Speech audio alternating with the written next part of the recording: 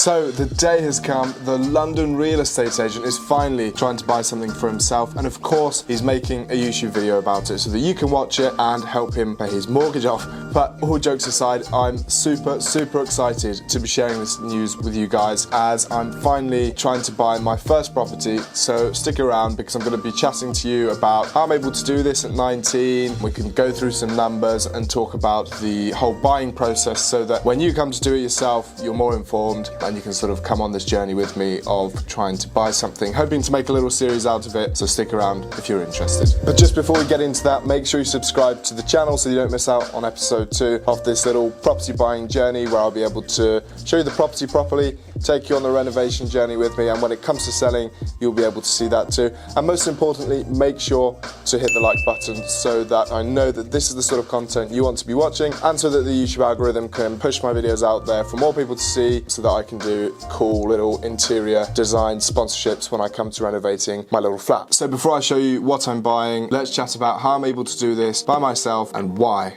I'm doing it right now at 19. So there are a few basic things that everybody needs before buying a property, and most of them are to do with money, of course. So before I could even start thinking about looking for any properties or searching for anything, I had to make sure that my credit was in good order, my credit history or my credit score. And how exactly did I do that? So I did a few very basic things that anyone can do, 2 or 3 things. I opened a current account when I was like 14 years old, obviously with the help of my parents, and I've stuck with that same bank up until now, which is like 5 years maybe. In that time I opened a savings account as well and started making regular monthly deposits into that savings account. So both of those, staying with the bank for a long time and depositing money into a savings account quite regularly, are behaviours that underwriters, credit underwriters, like to see. So as a result of that, my credit history is looking good. The second thing that I did is, as soon as I turned 18, I registered to vote. So I got myself onto the sort of electoral roll, and apparently that helps with your credit score.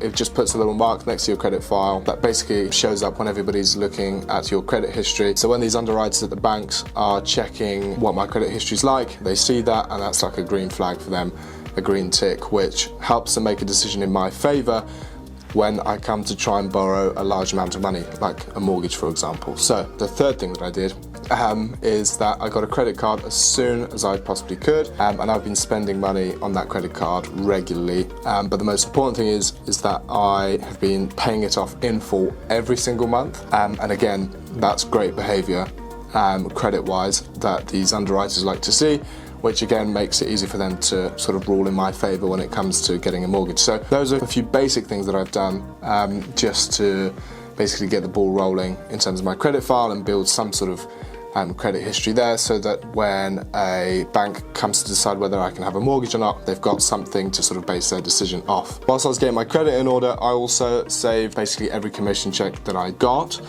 So every time I got paid, I'd basically send a specific amount of that paycheck over to 2 different accounts. Those 2 accounts are a lifetime ISA and a stocks and shares ISA. One I opened in the previous tax year, the other I opened in this tax year. Basically, I've been taking a really big chunk of any paycheck that I've got and sending it to those 2 accounts, purely because the money is then really hard to access.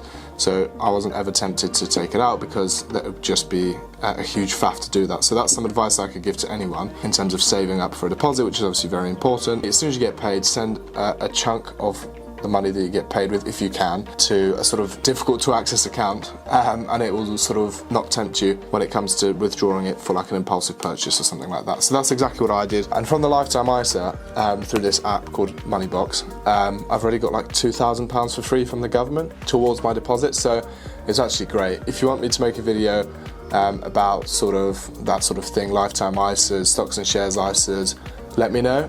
Drop me a comment down below and I'll definitely do a video, because those sort of things really helped me personally when it comes to saving for a deposit, which is a huge factor as to why a lot of people don't actually end up buying. It's hard to build up that sort of lump sum of cash, if that makes sense. But as I say, I've got £2,000 for free from the government. So for first time buyers, there are things out there that makes things a hell of a lot easier. Now that I had my credit in order and my deposit ready, I was finally ready to speak to my broker about how much I could borrow in terms of a mortgage. So I got in contact with her, and luckily for me, I started speaking to my broker at a time where my last 3 paychecks were really good in property. So that basically allowed me to borrow a lot more money than is like standard, I guess, for someone that's applying for a mortgage by themselves. I sent her all of my last 3 paychecks and spoke about my sort of financial position. She sort of calculated some rates for me and basically told me how much I could borrow, and that came back at like 462,000, which is a lot of money. And obviously with like a deposit, I could probably buy something up to like 520 or maybe 500,000 just for, you know, basic sakes, which for a single person, single applicant on a mortgage that's 19 years old, £500,000 for your first property is like incredible. But anyway, that was only made possible because of those last 3 paychecks, if that makes sense. So I sent everything off and I got an AIP. The AIP is what's super important because that allows you to offer on a property and get going, basically. An AIP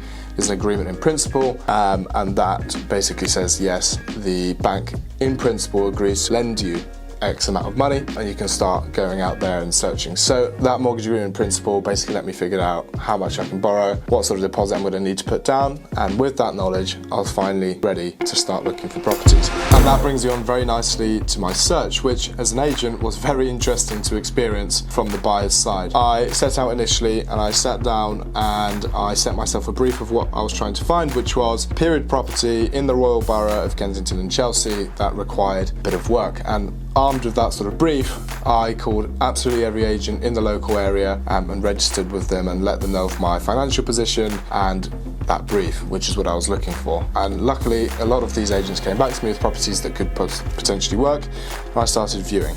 So I viewed a few properties and it took a while to find something that I felt would actually work. And when I did, I finally put an offer in. So I put an offer in on this place on Cornwall Crescent in Notting Hill. It was really cool. It was a studio, but it was big enough to make into a 1-bed. So we opened up negotiations on that one.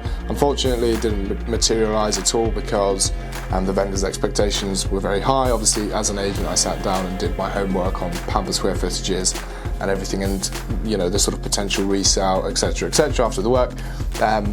But it didn't materialise. We were just sort of too far apart in terms of where the vendor wanted to be and where I wanted to be, so I had to move on. But I do still think that it would have been a great option, and I could have made, you know, something very, very cool in that flat. But you shouldn't buy something purely based on emotion. Yes, there's that sort of smidgen in there that should be, you know, based on the feel and how you like it and everything else. But obviously, financially speaking, I just didn't want to overpay because I knew exactly what I was doing because I'm an agent.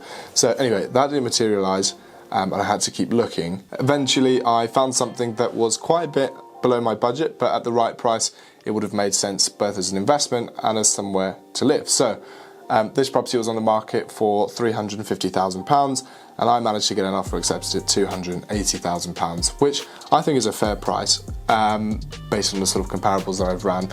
But I also think that with some work, I can definitely make some money on it. So I'm super excited to show you guys when it's done. I'll put a few clips up at the moment of what it looks like at the moment. It's going to need a lot of work, so before I move in, I'll sort of get my builders in there and get everything done really nicely. But when it's finally done, I'm super, super, super excited to take you around and give you a tour.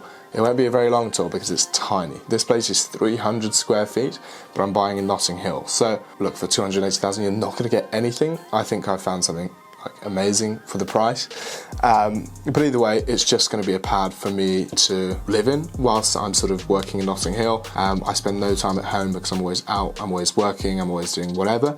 But it's going to be a nice little base to have. I think, yeah, I'm going to do like some really, really cool things to it. And it's just the right thing for me to do at the moment in terms of getting myself on the property ladder, potentially making some equity off of it, and then moving on to something else quite quickly. So I think I'll be reselling quite quickly, but obviously more about that in sort of future episodes, so make sure that you subscribe. Also, it's definitely worth stressing that this might not even happen. Like, I'm under offer and all the contracts have been released and the whole legal process has started, but these things sometimes go very wrong, and it may end up with either me pulling out of the deal or the vendor pulling out of the deal or anything really. I could get gazumped, which is when you're under offer on something and someone comes in and offers more money because they've seen it previously or whatever. Anything could happen. So it might not even happen, but I'm making episode 1 in good faith that it will, because if it does fall through, I'll be very, very sad. I am by no means buying £1 million pad, but I still think it's going to be really exciting as a first property.